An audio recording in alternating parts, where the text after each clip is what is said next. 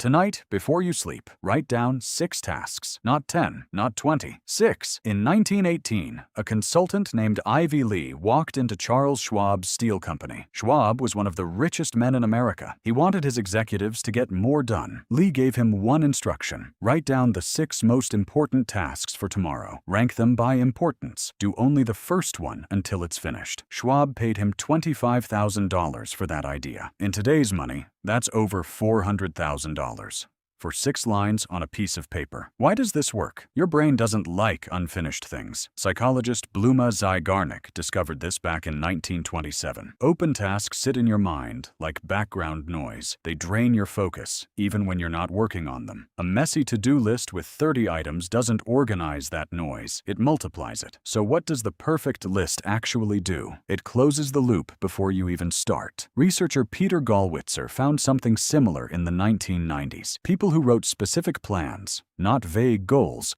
followed through far more often. Not work on project, but write the first paragraph at 9 a.m. Vague tasks stay open forever. Specific tasks get closed. Here's the part nobody tells you. The list isn't for remembering. Your phone remembers. The list is for deciding. Once, while you're calm, so you never have to decide again while you're tired. That's why the 6-task rule works. 6 is small enough to finish. Small enough to feel like a promise you can actually keep to yourself. Every task you finish is a loop that closes. Every open loop you leave behind is one your mind keeps replaying quietly all day. So the next time you write a to-do list, ask yourself this: are you planning your day or just moving your anxiety onto paper? The perfect list was never about productivity. It was about giving your mind permission to stop worrying.